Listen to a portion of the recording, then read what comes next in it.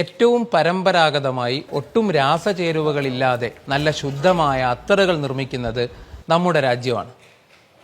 കഥ പറയാം. അത്തറിൻ്റെ മണമുള്ള മണ്ണും മണ്ണിൻ്റെ മണമുള്ള അത്തറും. ഉത്തർപ്രദേശിലെ കന്നൗജിനെ ഞാൻ അങ്ങനെ വിശേഷിപ്പിക്കുന്നതിനൊരു കാരണമുണ്ട്.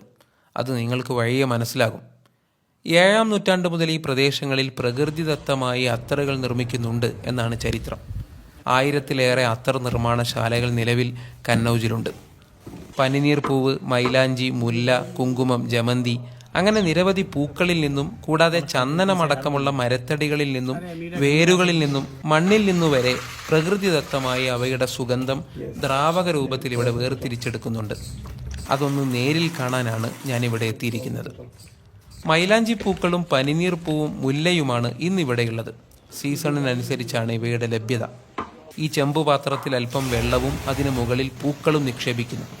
ഒരു പാത്രത്തിൽ മൈലാഞ്ചി പൂക്കളും മറ്റൊന്നിൽ മുല്ലയും ബാക്കിയിൽ പനിനീർ പൂക്കളുമാണ് നിലവിൽ നിക്ഷേപിച്ചിരിക്കുന്നത്. പാത്രം ശരിയായി അടച്ചുവെച്ച് ചുറ്റും മണ്ണ് തേച്ചെടുക്കുന്നു.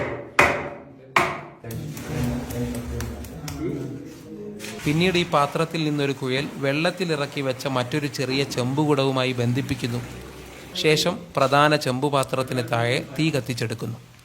പാത്രം ചൂടാകുന്നതോടെ അകത്തെ വെള്ളവും പൂക്കളിലെ ദ്രാവകവും നീരാവിയായി പതിയെ ഈ പൈപ്പ് വഴി ചെമ്പുകുടത്തിലെത്തുന്നു. ഇവിടെ എത്തുന്ന നീരാവി തണുക്കുന്നതിന് വേണ്ടിയാണ് കുടം വെള്ളത്തിലിറക്കി വെച്ചിരിക്കുന്നത്. 8 മുതൽ 10 മണിക്കൂർ വരെയാണ് ഈ പ്രക്രിയക്ക് ആവശ്യമായ സമയം. അതുവരെ ഈ പാത്രത്തിന് താഴെ തീ കത്തിച്ചു വെക്കണം. നീരാവിയായി കുടത്തിലെത്തിയ ദ്രാവകം പക്ഷേ പ്രധാന പാത്രത്തിലെ വെള്ളവും പൂക്കളിലെ ദ്രാവകവും ചേർന്ന മിശ്രിതമാണ്. ഇതിൽ നിന്ന് വെള്ളം മാറ്റിയെടുക്കണം. അതിനായി ഈ കുടം ഒരു ദിവസം അനക്കാതെ വെക്കണം. അതുവഴി വെള്ളം താഴേക്കും പൂക്കളിൽ നിന്നുള്ള ദ്രാവകം എണ്ണ രൂപത്തിൽ മുകളിലേക്കും വേർതിരിഞ്ഞു വരും. കുടത്തിന് താഴെ ക്രമീകരിച്ച ദ്വാരം വഴി പിറ്റേന്ന് വെള്ളം മാത്രം പുറത്തെടുക്കും. ബാക്കി വരുന്ന എണ്ണയാണ് പൂക്കളുടെ പ്രകൃതിദത്തമായ അത്തർ. അത് മറ്റു പാത്രങ്ങളിലേക്ക് മാറ്റി സൂക്ഷിച്ചു വെക്കുന്നു. പക്ഷേ കുടത്തിന് താഴെ ഇപ്പോഴും വെള്ളവും അത്തറും കലർന്നിരിക്കാനുള്ള സാധ്യതയുണ്ട്. അങ്ങനെ വരുന്ന മിശ്രിതത്തിൽ നിന്ന് വെള്ളം മാറ്റിയെടുക്കാൻ മറ്റൊരു വഴിയുണ്ട്. ഒട്ടകത്തിൻ്റെ തോല് കൊണ്ട് നിർമ്മിക്കുന്ന ഒരു തോൽപാത്രമാണിത്. അത്തർ നിർമ്മാണത്തിൻ്റെ അവസാനം അത്തറും വെള്ളവും ഒന്നു ചേർന്ന മിശ്രിതം ഇതിലേക്ക് മാറ്റും. നമ്മുടെ ശരീരം വിയർപ്പിനെ പുറന്തള്ളുന്നത് പ്രകാരം ഈ തോൽപാത്രം വെള്ളത്തെ പതിയെ പുറന്തള്ളും. ഇന്ത്യയുടെ അത്തർ തലസ്ഥാനം എന്നാണ് കന്നൗജ് അറിയപ്പെടുന്നത്. ലോകത്തിൻ്റെ വിവിധ ഭാഗങ്ങളിലേക്ക് കന്നൗജിൽ നിന്നുള്ള ശുദ്ധമായ അത്തറുകൾ എത്തിച്ചേരുന്നുണ്ട്. നമ്മൾ ഉപയോഗിക്കുന്ന പെർഫ്യൂമുകളിലെയും സ്പ്രേകളിലെയും ബേസ് നോട്ട് അഥവാ അടിസ്ഥാന സുഗന്ധമാണ് ഈ ഓയിലുകൾ. പെർഫ്യൂമുകളിൽ മാത്രമല്ല, ഭക്ഷണ പദാർത്ഥങ്ങളിലും സോപ്പുകളിലും അഗർബത്തികളിലും സൗന്ദര്യവർദ്ധക വസ്തുക്കളിലും പാൻ മസാലകളിൽ വരെ സുഗന്ധത്തിനായി ഇവ ഉപയോഗിക്കുന്നുണ്ട്.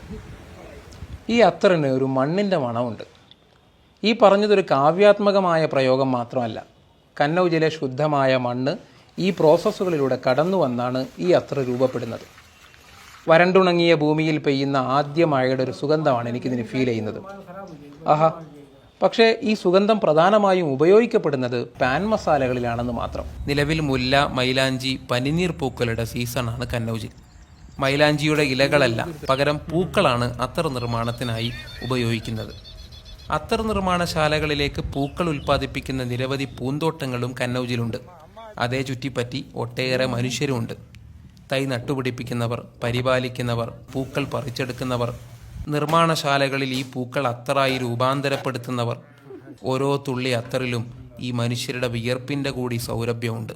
ഒരിറ്റു സുഗന്ധം നമ്മുടെ ശരീരത്തിലെന്ന പോലെ മനസ്സിലും എപ്പോഴും കാത്തുവെക്കുക. ഹൃദയത്തിനൊരു സൗരഭ്യവും നമ്മുടെ വാക്കുകൾക്കൊരു സൗന്ദര്യവും അതുവഴി വന്നുചേരും. ആ പരിമളം ചുറ്റുമുള്ളവരിലേക്ക് കൂടി പതിയെ പടരും. വീണ്ടും കാണാം.